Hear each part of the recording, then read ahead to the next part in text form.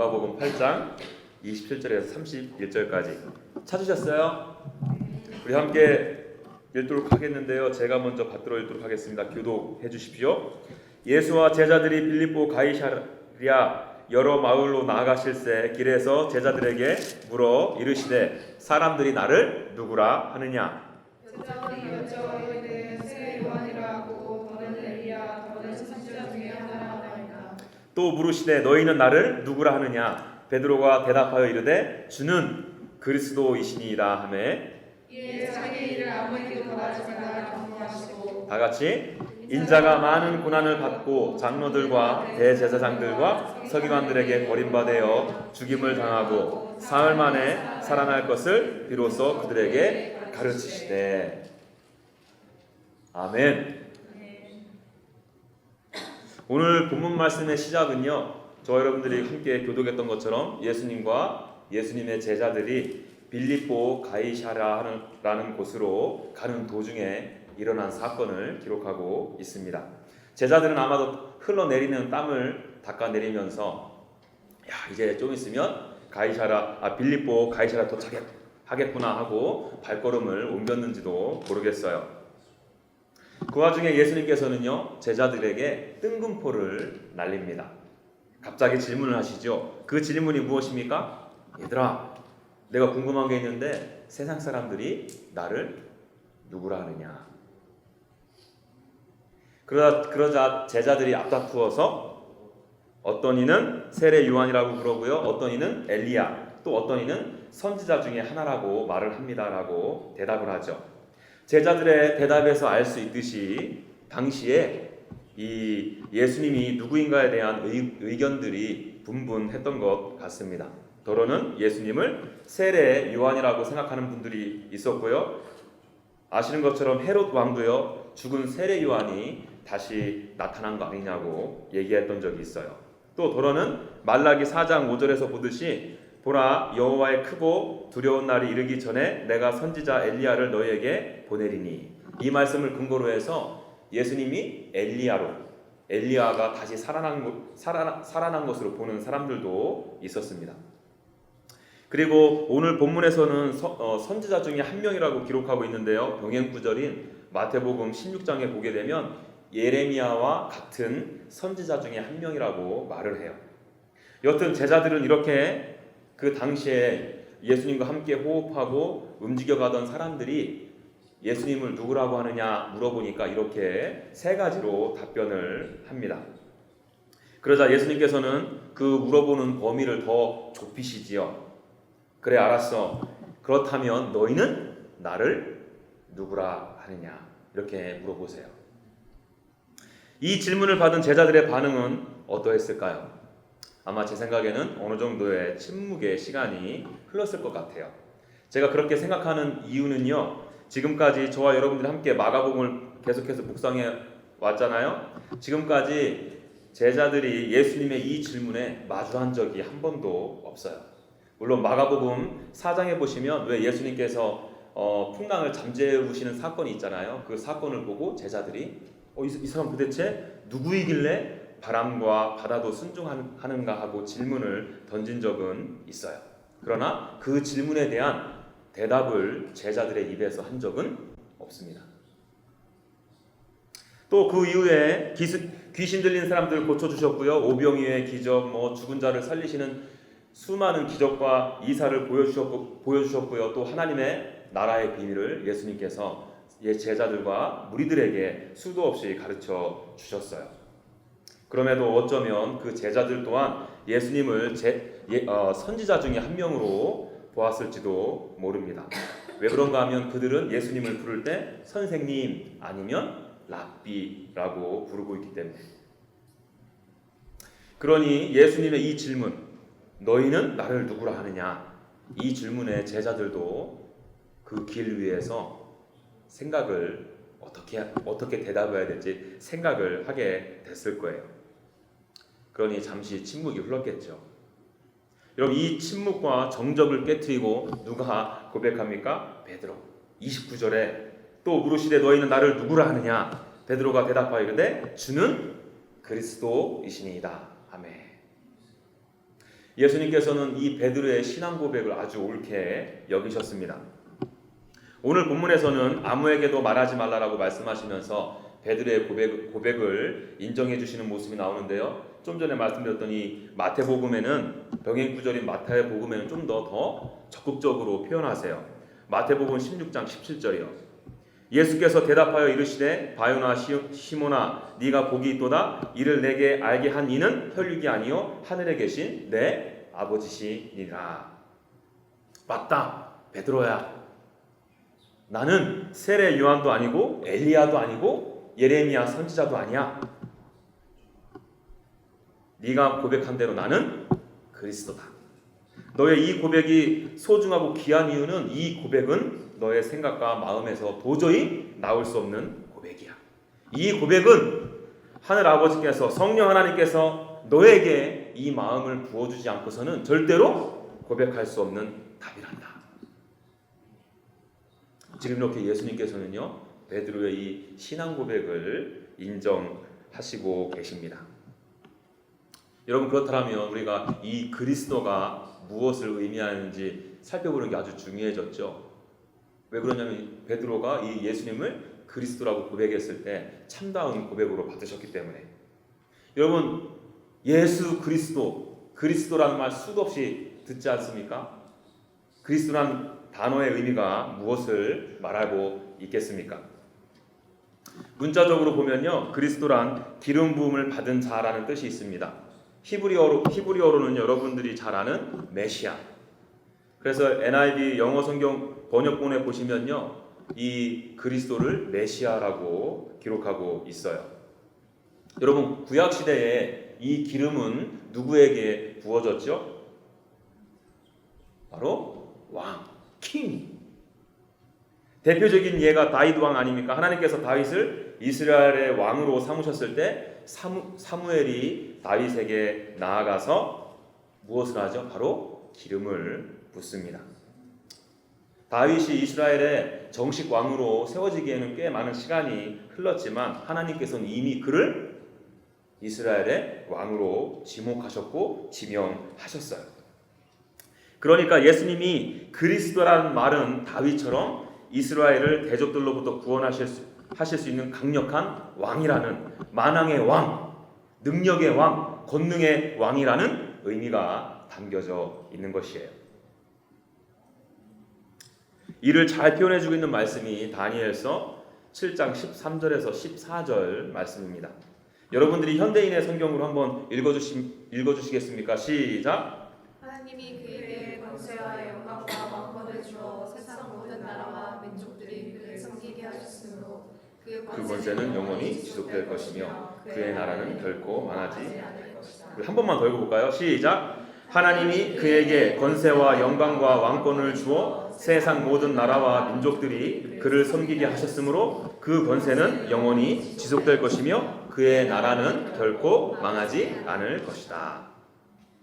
여러분, 7장 다니엘서 7장 13절에 보면 이런 말씀이 있어요. 사람처럼 생긴 분이라는 표현이 있어요. 여기서 사람처럼 생긴 분이라는 표현이 누구를 가리키겠습니까? 바로 예수 그리스도. 14절을 보시면 예수님의 왕권이 얼마나 강력한지를 한눈에 알아볼 수 있습니다. 그래서 제가 여러분들과 두 번 한번 읽어보기를 원했어요. 그러니까 베드로는요, 예수님은 그리스도이십니다라는 이 외마디 고백은요, 예수님은 왕이십니다. 예수님에게는 권세와 영광이 있습니다. 예수님은 온 열방과 민족을 다스리시는 왕이십니다. 예수님의 권세는 영원히 지속될 것이며 망하지 않을 것입니다. 그분이 바로 나의 롤, my king. 이렇게 고백하고 있는 거예요.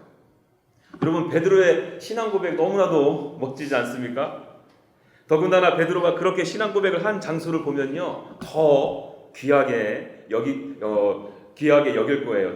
27절 말씀 한번 읽어보겠습니다. 예수와 제자들이 빌립보 가이사랴 여러 마을로 가실새 길에서 제자들에게 물어 이르시되 사람들이 나를 누구라고 하느냐. 여러분, 여기 보면 예수님과 제자들이 길 위에서 대화를 나누고 있죠. 그 길이 어디를 향해 가고 있는 길입니까? 빌립보 가이사랴. 오늘도 발음이 좀 잘 안 되네. 이해해 주세요. 여러분, 이 빌립보 가이사라라는 동네는요, 이 도시는 유대의 분봉왕 헤롯 빌립이 로마 황제 티베리우스를 기념하기 위해서 세운 도시예요. 황제를 상징하는 가이샤와 자기 자신의 이름을 빌려서 이름인 빌립을 합해서 도시의 이름을 지었습니다. 그러니까 쉽게 말해서 로마 황제에게 잘 보이기 위해서, 아첨하기 위해서 만들어진 도시예요. 그리고요, 이 도시가 세워지기 전에는 원래 바알 신전이 있었다고 그래요. 후에 로마가 통치하기 시작하면서 로마의 신들 중에 목자들의 신인 판을 섬기게 되었고, 그때부터 이곳을 파니아스라고 불렀다고 합니다. 참고로 알고 계세요. 그러니까 베드로는요, 당시 전 세계의 패권을 장악하고 있던 로마 앞에서 신앙 고백을 한 거죠. 로마 황제를 높이고 경배하기 위해 세운 도시에서 예수 그리스도께서 진정한 왕이심을 세상 가운데 선포한 것입니다. 온갖 신전들이 하늘 높은 줄 모르고 우뚝 서 있는 그곳에서, 우상들이 들끓고 있는 그곳에서 예수님이 진정한 하나님의 아들이며 왕이심을 선포한 것입니다. 여러분, 베드로는 그 세상 앞에서, 절대 권력 앞에서, 우상 앞에서 목숨 걸고 자기 자신의 신앙을 고백한 것입니다. 베드로의 이 신앙 고백 새삼 놀랍지 않아요? 그러니 예수님께서 기뻐하실 수밖에 없죠. 이 고백이야말로 성령 하나님께서, 성부 하나님께서 부어주지 않고서는요, 감히 고백할 수 없는 신앙 고백인 것입니다. 여러분, 우리가 이 대목에서 잠시 생각해 볼 필요가 있을 것 같아요. 왜 마가가 처음에 예수님께서 제자들에게 야, 사람들이 나를 누구라 하느냐 하고 물어보신 후에 너희는 나를 누구라 하느냐 물어보셨을까요? 마가는 이 내용을 왜 기록했을까? 여러분, 이 질문은요, 21세기를 사는 저와 여러분들에게 동일하게 적용되는 질문입니다. 얘들아, 이 세상은 나를 누구라 하니? 여러분, 이 세상 사람들은 예수님을 지금 누구라고 말합니까? 다양한 설명들이 있죠. 4대 선인 중에 한 명이다, 망상가다, 여러분, 그런데 정작 제일 무서운 거는 뭐냐면 예수님이 누구인지 생각조차 안 한다는 거예요. 저는 개인적으로 이것이 제일 무서운 생각이라고 생각하거든요. 지금 이 시대는요, 포스트 모더니즘을 살아가고 있는 이 시대 아닙니까? 포스트 모던 시대 이전에는요, 절대자의 존재를 인정하고 그 진정한 절대자, 왕이 누구인가를 많이 고민했거든요. 그 고민 끝에 다른 샛길로 빠진 분들도 많이 있지만, 그런데 이 포스트 모더니즘을 사는 지금은요, 철저히 인간 중심으로 세상이 돌아갑니다. 그렇다 보니까 아예 절대자의 존재 자체를 생각하지 않죠. 여러분, 이 자체가요, 절대자이신 만왕의 왕이신 신적인 능력으로 통치하시고 다스리시는 영원한 왕이신 예수 그리스도를 부정하고 있다는 거예요. 이 세상이.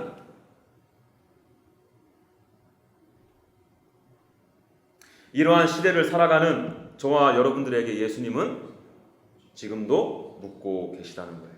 이러한 물질 만능주의 앞에서, 성공 지향주의적인 삶을 살아가는 삶 앞에서, 소비 중심 문화 앞에서 사는 저와 여러분들에게 묻고 계시다는 거예요. 얘들아, 너는 나를 누구라고 해?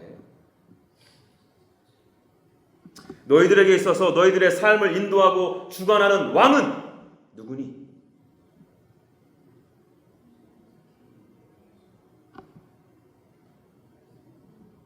여러분들은 지금 이 질문 앞에 어떻게 대답하시겠습니까?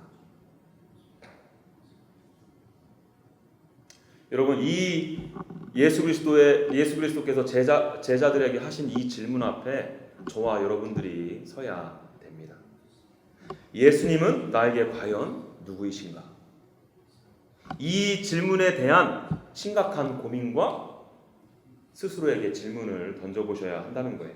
그저 그냥 예전부터 들어왔던 예수님이 아니라 그 예수님이 나에게 어떠한 존재인가에 대해서 심각하게 고민을 해봐야 한다는 것입니다. 그저 기독교 문화 안에서 살아오면서 지내면서 익숙하게 들었던 예수님이 아니라 그분이 진정 내 삶의 왕이신지 저와 여러분들이 돌아봐야 한다는 것입니다. 예수께서 나를 인격적으로 만나주셔서 예수님은 나의 그리스도, 나의 왕, 메시아로 인정하는 모습이 저와 여러분들의 삶 가운데 있는지 반드시 짚고 돌이켜 생각해 보셔야 한다는 거예요.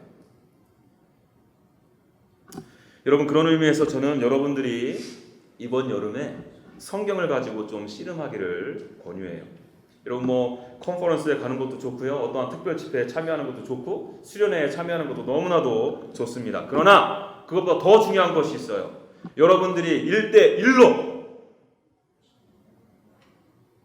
하나님의 말씀이 기록된 성경 앞으로 나아가는 것이 훨씬 더 중요합니다. 왜? 하나님은 철저히 성경 안에서 하나님을 드러내어 보이셨어요. 성경 속에서 말씀하시는 하나님을 만나야 돼요. 성경에서 말씀하시는 예수님을 저와 여러분들이 경험해야 한다는 것입니다. 성령님의 도우심으로 성경 안에 계시는 주님을 만나는 것보다 더 강력한 것은 없다는 거예요.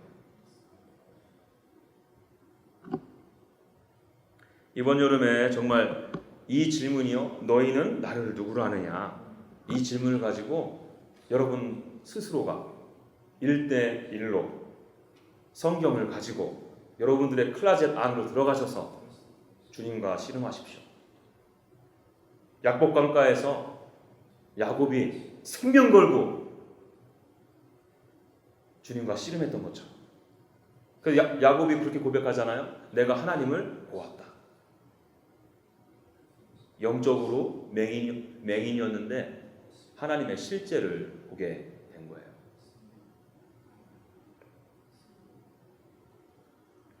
여러분, 이번 여름에 한번 그렇게 주님과 씨름해보고자 하는 마음이 안 생기세요? 응? 진짜로요. 여러분, 진짜 예수님 인격적으로 만나셔야 됩니다. 여러분들의 상상으로 누가 주워드는 거 그게 아니라 성경 속에 거하시는 예수님, 성경에서 말씀하시는 하나님을 성령님의 도우심으로 만나셔야 돼요. 그래서 저와 여러분들의 삶 가운데 입술을 통해서 예수님은 나의 그리스도이십니다 라는 것들이 선포되어져야 한다는 것입니다. 여러분, 제가 왜 이걸 그렇게 강조하냐면요, 예수님은 나의 왕이십니다라는 이 진정한 고백이 있는 사람과 없는 사람의 삶이 완전히 달라지기 때문에, 입술로는 그렇게 고백은 하지만 삶 가운데 전혀 그렇게 살지 못하는 사람과 그렇게 살아가려고 애쓰는 사람과는 천양지차, 끝이 완전히 다르기 때문에 그렇습니다. 여러분, 그렇지 않습니까? 왕의 개념은요, 저와 여러분들에게 그렇게 익숙한 표현은 아니에요. 물론 우리가 TV나 영화나 책을 통해서 이미 많이 접했죠. 여러분 다 아시죠? 나의 왕이 누구냐에 따라서 나의 삶이 달라지는 것. 왜? 왕이 나의 삶을 다스리고 통치하기 때문에, 왕에게 나의 삶이 종속되어져 있기 때문에 그렇습니다. 여러분, 요한복음 11장에 보시면요, 예수님께서 나사로를 살리신 후에 어떤 일이 있었는지를 소개하는데요, 예수님께서 죽었던 나사로를 살리시면서 유대인과 유대교 지도자들은 예수님을 더욱더 견제하고 있습니다. 요한복음 11장 47절 보십시오. 이에 대제사장들과 바리새인들이 공회를 모으고 이르되 이 사람이 많은 표적을 행하니 우리가 어떻게 하겠느냐. 더 구체적으로 다음 구절에 이렇게 말하고 있습니다. 48절에 만일 그를 이대로 두면 모든 사람이 그를 믿을 것이요 그리고 로마인들이 와서 우리 땅과 민족을 빼앗아 가리라 하니. 여러분, 유대 지도자들은 어떤 사람들입니까? 하나님을 너무나도 사랑하던 사람들이었어요. 율법을 철저히 아주 그냥 하도 그냥 구장하지 않게 손이 하도 깨끗하게 따라 손금이 없어질 정도로. 그런데 정작 이 사람들은요, 예수님을 견제한다는 하나님의 아들이신 예수님을 잡아 죽이려고 작당 모의를 합니다. 왜죠?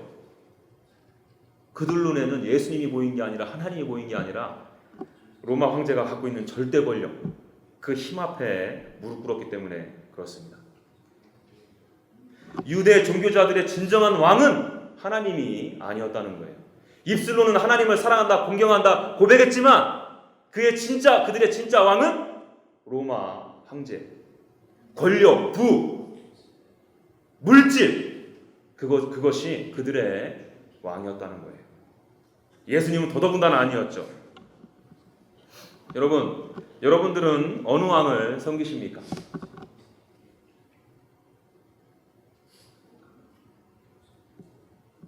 이 질문이 여러분들에게 와닿지 않을 수 있습니다. 오히려 이렇게 질문해 볼게요. 여러분들의 왕은 여러분이십니까? 아니면 예수님이십니까? 제가 왜 이렇게 질문 드린지 알죠? 아까도 말씀드렸던 것처럼 지금 이 시대는요, 바로 내가 왕이거든요. 그래서 여러분들이 결정하고 판단하고 삶의 방향을 정할 때 여러분들이 왕이기 때문에 여러분들 뜻대로, 여러분들 정욕대로, 여러분들 욕심대로 판단하고 행동하지 않습니까?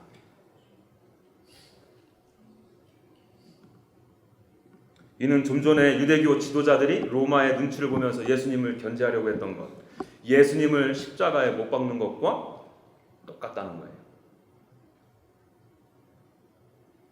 여러분들 내면 깊은 곳의 진정한 왕은 누구이십니까? 나의 왕이 누구냐에 따라 나의 삶의 방향과 목적이 달라집니다. 똑같이 이 세상을 살아가지만 달라요. 가치관이 다르고요, 관점이 다르고요, 세계관이 다르고요, 물질관이 다르고 경제관이 다릅니다. 더 심각한 것은요, 이 세상에 이런 것만 좀 달라도 그냥 어떻게 한번 해보겠는데 끝이 달라도 너무 다르죠. 나의 왕은 나다라고 하시면서 살아가는 분의 끝은요, 영벌, 지옥이 기다리고 있습니다. 반면에 나의 왕은 예수님이시다라고 참되게 고백하고 예수님을 나의 왕으로 인정하며 그분을 나의 구주로 섬기며 살아가는 인생들에게는 영생, 천국이 기다리고 있습니다. 이들은 천국에서 영원한 왕이신 그리스도의 다스림심과 통치 아래 영원한 나라에서 주님의 임재 안에서 평생토록 즐거워하며 그 한 분만을 예배하며 살아가게 된다는 거죠. 요한계시록 11장 16절에서 17절 여러분들이 한번 읽어주시겠습니까? 시작.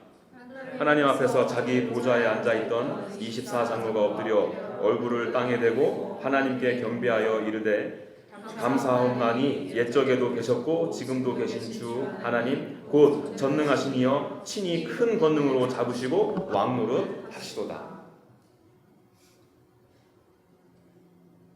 이게 달라요. 여러분들은 아직 젊기 때문에 죽음이 바로 올까? 정말 죽고 난 이후에 이렇게 달라질까? 제가 믿는 성경에서는 yes. 그리고 저와 여러분들의 앞길도 바로 5분 후의 일도 아무도 모른다는 것입니다.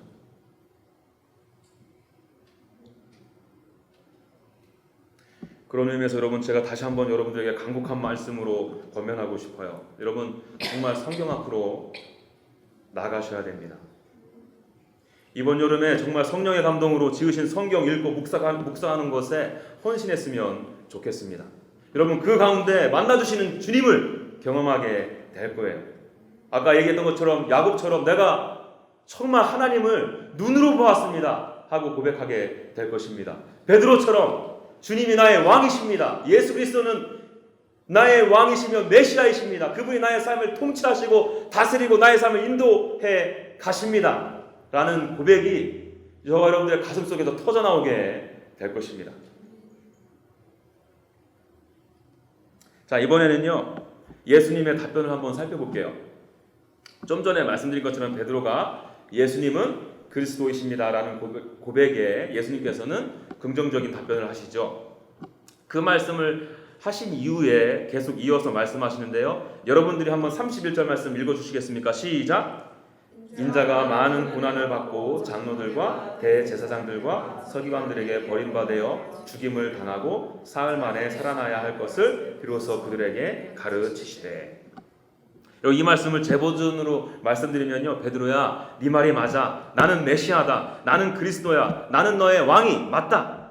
그러나 나는 세상 왕들과는 다르다. 나는 죽어야 해. 내가 죽어야 너희들이 산다. 내가 그 쓰레기 더미 골고다 언덕으로 가서 피를 흘려야 너희들의 거짓된 마음과 거짓되고 부패한 마음이 비로소 정결해질 수 있다. 내가 십자가에서 죽고 다시 살아야 너희에게 영생이 허락되어진다. 지금 이렇게 말씀하시고 있는 것입니다. 여러분, 왜 권능의 주님이 힘없이 왕이라고 하면 힘을 우리가 연상케 되잖아요. 그 전능하신 왕이, 그 권능의 왕이 왜 힘없이 고난의 한복판으로 나아가셨을까? 왜 모든 민족과 열방 가운데 존귀와 영광을 받당히 합당하신 그리스도께서 왜 수치와 치욕의 상징인 십자가에 들려지셨을까? 왜 영원한 왕이신 예수님께서 죽으셔야만 했을까요?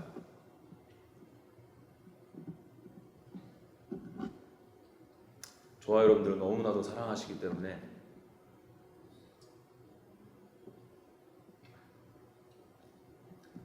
제사장들에게 버림을 받고 죽음을 당하시고 다시 부활하신 것입니다. 이 이야기는 여러분들 다들 교회 안에서 다들 잘하신 분들이라 수도 없이 들으셨겠죠. 그러나 다른 말로 대체할 수가 없어요. 여러분, 더 중요한 것이 내가 이 내용을 아는 것이 중요한 것이 아니라 이 내용이 그리스도의 사랑이, 하나님의 사랑이 여러분들의 가슴으로 깨달아져야 된다는 거예요. 저는 이 31절의 말씀을 묵상하자마자 이 찬양이 문득 떠올랐어요. 여러분도 아실 텐데 아시는 분들 같이 한번 불러주실래요? 삑사리가 안 되는데. 사랑하셔서 오시었네, 말씀하신 대로 본이 되신 예수, 얼마나 아프실까.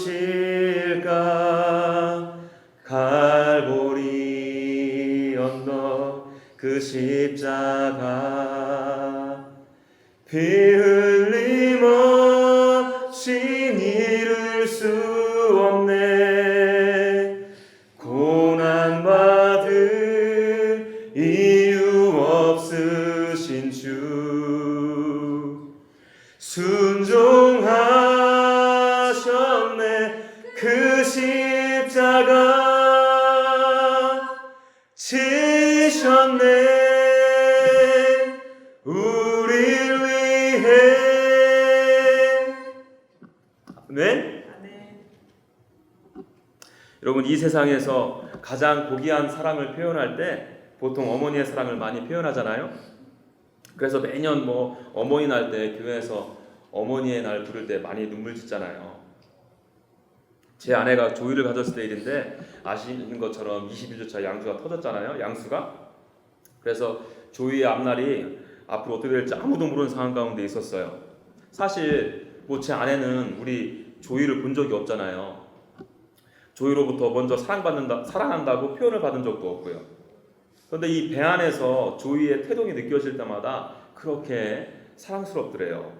그래서 그 간절함으로 조이 살려달라고 주님께 그렇게 매달리게 되었답니다. 그런데 여러분, 어머니의 사랑, 또 다른 여러 가지 이 모든 사랑들을 비롯한 이 세상에서의 존재하는 모든 사랑들이 완전하고 과연 완벽할까요?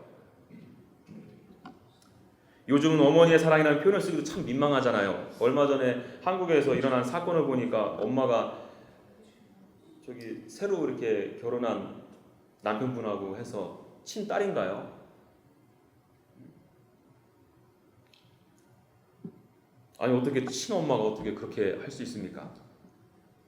또 그렇게 뜨겁다던 연인끼리의 사랑도 지극히 조건적이며 제한적이잖아요. 동성끼리의 우정도 마찬가지 아니에요? 그래서 많은 분들이 교회 안에서 돈 문제로 또 서로 맞지 않는다, 또 서로 사랑하지 못해 관계가 깨어진 거 많이 보셨잖아요. 이렇듯 인간은 완전한 존재가 아니기 때문에 인간으로부터 나오는 사랑은 완전할 수 없어요. 설령 어떤 일을 대신에 희생하여서 죽었다 하더라도 상대방을 살릴 수 있는 능력이 상당히 제한적입니다. 예를 들어서요, 급류에 휩쓸려 떠내려가는 친구를 위해서 거친 물길로 뛰어들었습니다. 정의감에 불타서. 그런데 살리지 못하고 안타깝게 같이 희생당했던 경우 여러분들 매체를 통해서 많이 들으셨잖아요. 동의하십니까, 여러분? 그런데 여러분, 예수님의 사랑은 달라요. 예수님의 사랑은 완전하고 완벽합니다. 그리고 예수님의 사랑은 사람을 살리는 능력이 그 안에 있다는 거예요. 제가 몇 달 전에 하나님의 존재 방식에 대해서 여러분들하고 간단하게 나눈 적이 있어요. 기억하시죠? 하나님은 삼위일체 하나님, 성부, 성자, 성령 이렇게 삼위의 하나님으로 존재하신다고 말씀을 드렸습니다. 하나님은 셋이면서 하나이시고 하나이시면서 셋입니다. 이거 신비예요. 이 삼위일체 하나님 한 분 한 분은요, 스스로가 너무나도 완벽하시고 완전하신 분이에요. 너무나도 아름다우시고 사랑과 영광이 충만하신 분입니다. 조금도 부족함이 없으세요. 이 삼위 하나님께서 서로 연합해서 아름다운 공동체를 이루시죠. 그리고 그 안에서 서로 존중하고 서로를 존귀히 여기며 깊은 사랑 안에서 함께 교제합니다. 그 안에 큰 기쁨이 흘러 넘치죠. 그 안에서 세상 어느 것과도 비교할 수 없는 하나님의 풍성한 사랑의 교제가 그 안에서 일어나게 됩니다. 여러분, 그렇게 사랑이 풍성하시고 충만하신 삼위 하나님께서 저와 여러분들을 사랑하십니다. 여러분, 제 아내는 조이가 배 안에 있을 때부터 조이를 사랑했지만 우리 하나님은 저와 여러분들이 어머니 뱃속에 있기 전에, 아니 온 우주 만물이 창조되어지기 전에 사랑하셨다는 거예요. 조건적인 사랑이 아니에요. 제가 여러분들이 사랑받을 짓을 해서 하나님께서 여러분들을 사랑하시도록 결정하신 것이 아닙니다. 나의 어떠함과 상관없이 하나님의 놀라우신 사랑, 완벽하고 완전한 사랑을 쏟아 부어 주시기로 기쁨으로 결정하시고 선택하셨다는 거예요. 여러분, 그 사랑의 증거로 얘들아, 내가 너를 이렇게 사랑한다 하시면서 허락하신 것이 바로 무엇입니까? 삼위 하나님이신 아들 예수께서 이 땅 가운데 오신 사건이에요. 왕이신 예수님께서 이 땅 가운데 낮고 낮은 자리로 오셨어요. 고난을 받으셨습니다. 버림을 받으셨어요. 죽임을 당하셨습니다. 요한에서 4장 10절 여러분들과 제가 큰 목소리로 한번 읽었으면 좋겠습니다. 시작. 사랑은 여기 있으니 우리가 하나님을 사랑한 것이 아니요 하나님이 우리를 사랑하사 우리 죄를 속하기 위하여 화목 제물로 그 아들을 보내셨습니다. 여러분, 사도 요한이요, 저와 여러분들이 너무 헷갈릴까봐 지금 이렇게 말씀하시고 있는 거예요. 여러분, 하나님의 사랑은 바로 여기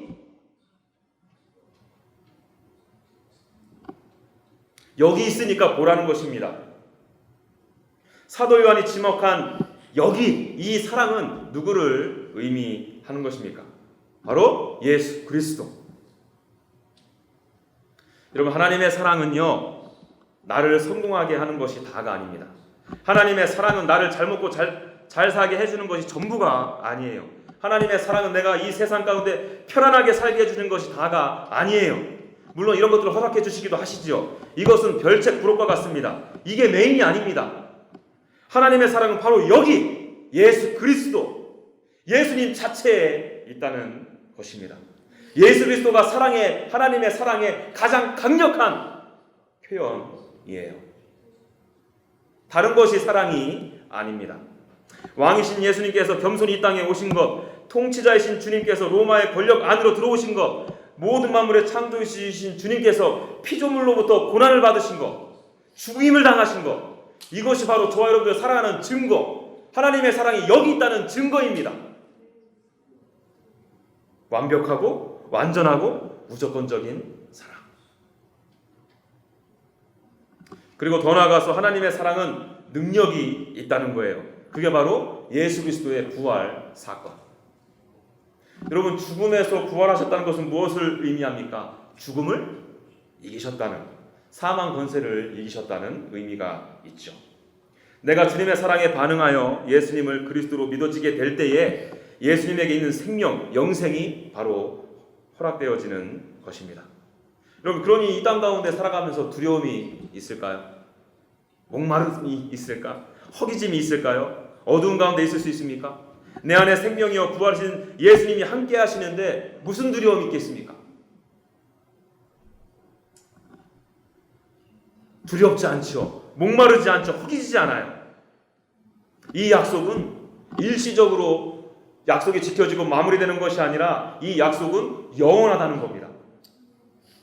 여러분, 하나님의 사랑에는 이런 강력한 능력이 있어요. 인간이 갖고 있는 사랑의 능력과는 비교할 수 없다는 겁니다.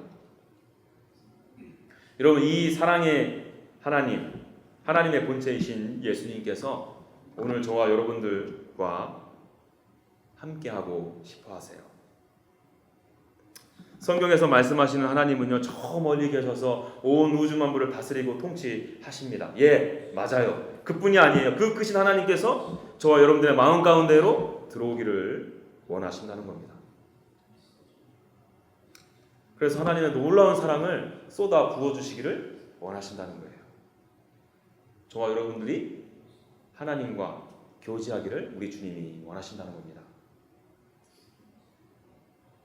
저와 여러분들이 주님 앞으로 나오는 계기가 오늘 이 예배가 됐으면 좋겠습니다. 수르보니게 여인처럼 기먹고 말 못하는 장애를 갖고 있었던 형제처럼 주님 앞에 나오십시오. 주님, 저는 주님 앞에 서기 민망할 정도로 지금 깨져 있습니다. 죄악 투성이 가운데 있습니다. 연약합니다.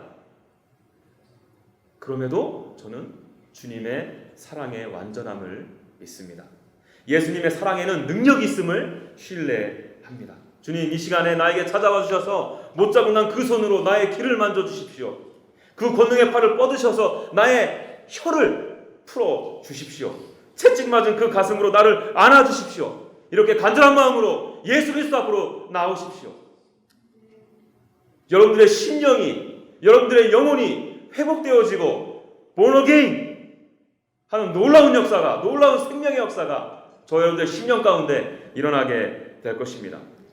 그럼 이 세상 그 무엇과도 바꿀 수 없는 주님의 사랑을 경험하게 될 거예요. 완전하고 완벽하고 능력이 크신 하나님의 사랑을 경험하게 될 것입니다.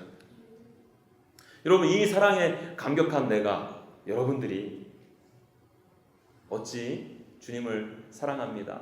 주님이 저의 전부입니다. 주님이 저의 왕이십니다. 이런 고백을 드리지 않을 수 있겠습니까?